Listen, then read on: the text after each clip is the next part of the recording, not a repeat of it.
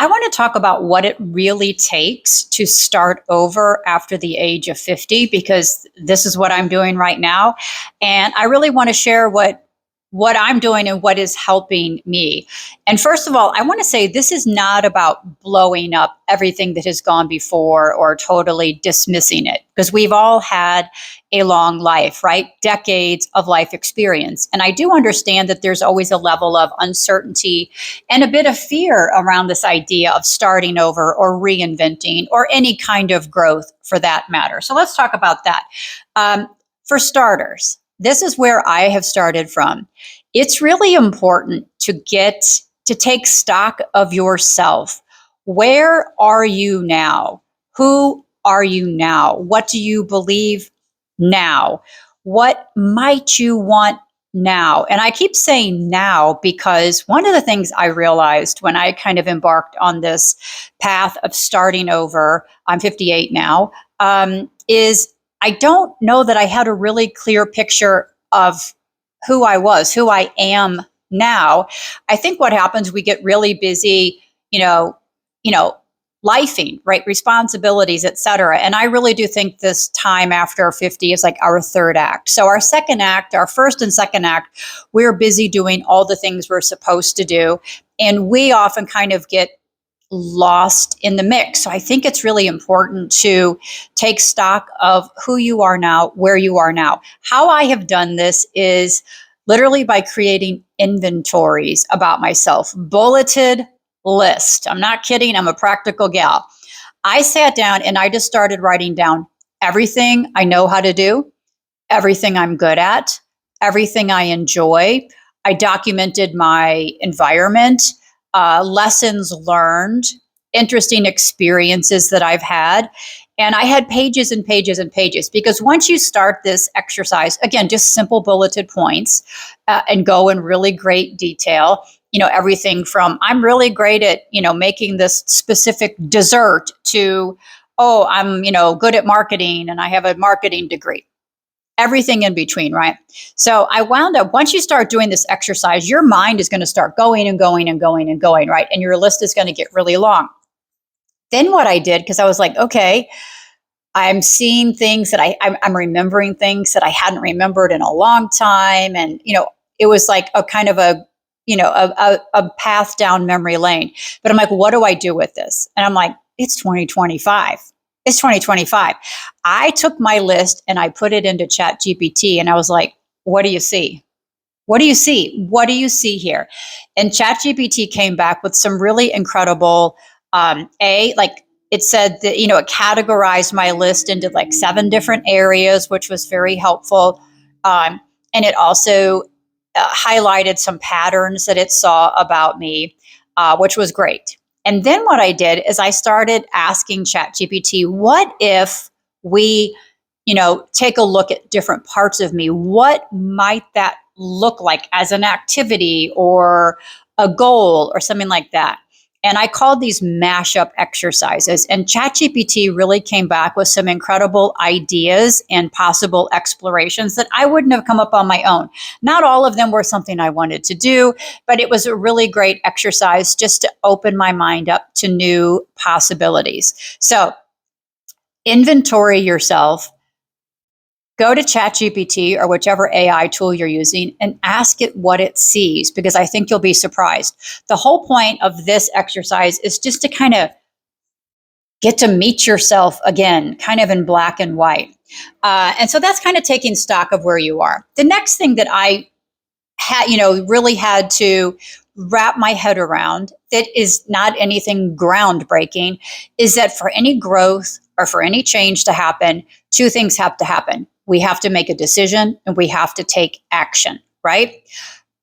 That whole activity in and of itself has risks. No matter any decision we take or any action we take, there are some risks involved. There's always going to be a level of uncertainty around any decision. Even a decision that seems so right on paper, circumstances can change, or you can make a decision and you think it's right and you get what you want, but then the thing that you thought you wanted isn't what you thought. There's always a level of risk involved, but we have to make decisions and take action to move forward. So How do you navigate this level of uncertainty? Because this is where a lot of people get stuck. They get stuck in the what if I make the wrong decision, right? So then they make no decision, which is a decision. Here is how I have done it. I have come up with a philosophy more for myself. It's more of a mindset shift, right? Everything is going to be a little bit of a risk. I have to get comfortable being uncomfortable. I have to get comfortable taking some risks. How do you manage that, right? Because again, we're not blowing up our whole life here. I have come up with this whole philosophy around micro moves, micro decisions, micro actions, micro anything. And here is why.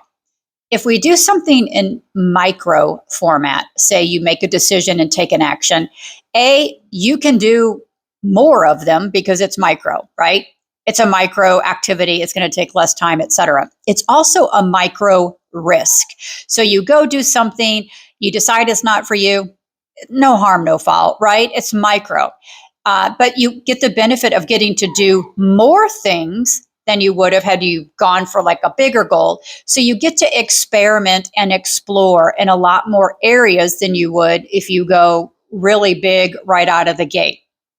And this accomplishes a couple things. One, you get to explore a lot of things.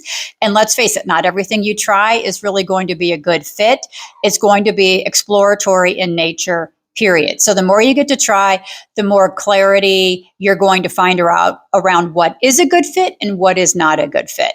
Another benefit I have found is this whole idea of the more you get comfortable being uncomfortable or taking risk, the better you get at it. Right? So it's not as uneasy or as scary. So you're willing to do more. So you kind of build that muscle. So in the end, this micro actions is really a way to explore lots of different areas without a lot of risk and see what fits. Eventually, some things will stick, some things won't, and that's okay, right? Because you haven't done something so big that it is taking away from your life. So that's the philosophy I have adopted. Another one that I've kind of touched on is this idea of managing expectations.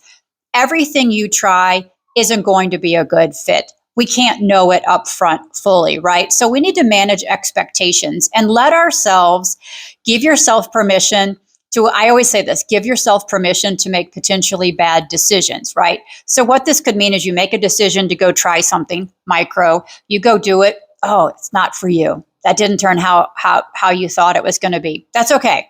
That's okay. Try the next thing.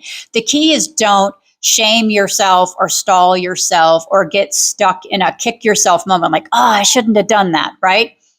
It was a good learning lesson. So manage expectations. Know that everything you try is not necessarily going to be a super fit, and some things will, right? Know that up front and think of it as just like this great exploration. So manage expectations. The last one I would say is, I don't know about you, I'm 58.